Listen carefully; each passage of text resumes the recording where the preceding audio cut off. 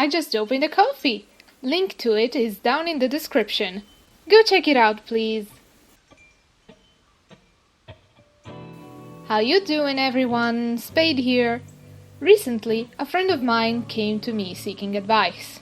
They wanted to open a Tumblr blog, but were hesitant to do so because they didn't want to deal with the potential mean comments that could come their way for shipping their OC with a very popular character from a show. I managed to reassure them enough, and they did open a Tumblr in the end, and everything is going well for them. But our conversation got me thinking about something. Do you remember the term Mary Sue? I'm sure I unlocked unpleasant memories to at least some people. Throughout the 2010s, this term was thrown around a whole lot to criticize young or inexperienced writers who oftentimes were simply sharing their creativity online, regardless of quality. I myself only learned of the term because as a child, someone commented that on an old creepypasta OC I created. Yep, I was one of them edgy tweens. The comment I personally received wasn't rude, but it led me down a rabbit hole that I wish I'd never really discovered. Tumblr blogs, YouTube channels, even Wattpad books, fully dedicated to scouring the internet for OCs that maybe were a bit too cliché for their taste, and tearing them apart like they had a personal vendetta against the author. It led me to stop talking about my fan characters online because I was worried these people would somehow find my work and point out every single fault in it, even when I never asked for criticism in the first place. Because I wasn't posting anything myself, those blogs were helpful to me to understand some do's and don'ts of writing, but one question always came to mind. Why use the work of people, often kids, who were just trying to have fun and share their stuff on the net to get that point across? It feels like their goal wasn't to teach other people at all, but to poke fun and complain on the internet about something they didn't like, which just so happened to be something made by beginners. Go figure, it's always like that. As a teen, I didn't fully understand how harmful this mentality was. I just knew that I didn't want to be treated like that myself. But now that I'm older, I really wonder why these quote-unquote critics were holding beginner artists and writers to such high standards, and essentially sucking out the fun of creating by laying down such strict rules. A few examples of these wonderful rules were no overpowered abilities, no heterochromia, no rainbow palettes, no edginess, and by God, don't you ever dare pairing up your OC with your favorite character. Why? Why was that so frowned upon? It's such an innocent thing to do. I will never understand why that specifically was what got you bullied like 90% of the time. What? Why?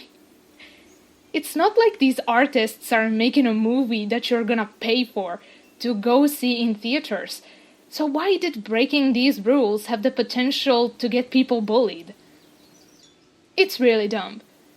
It's good that over time things seem to have calmed down. I haven't seen a Finger Cringe compilation on YouTube in several years, and the DeviantArt critics have fallen into obscurity. Still, I can't help but think all of that could have been completely avoided if people had just been a little kinder to little artists who, in the end, just wanted to create something and have fun and share it. I'm not saying that we shouldn't offer people the tools to better their writing and design skills, but not every person on the internet is going to be interested in getting better at it, and we must accept that.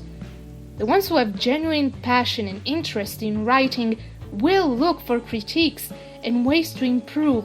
Trust me, there's no need to bully them into that.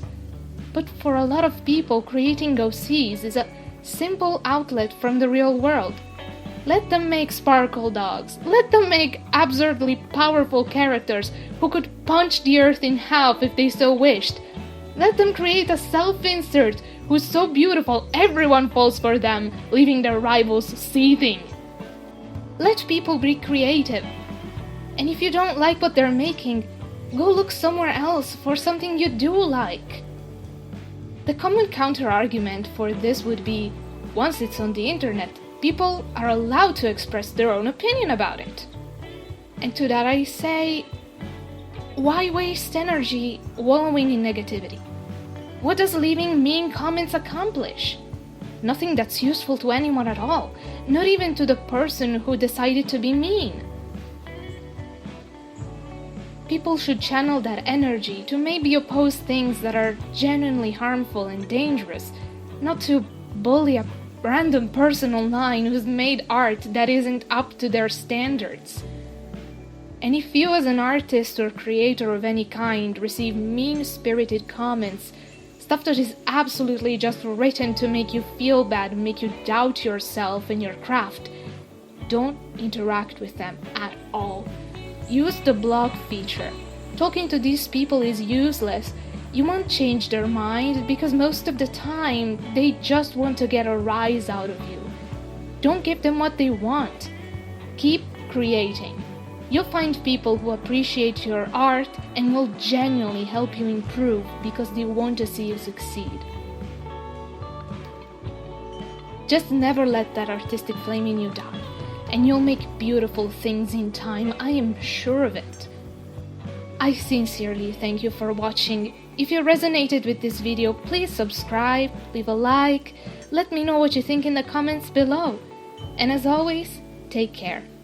Bye bye!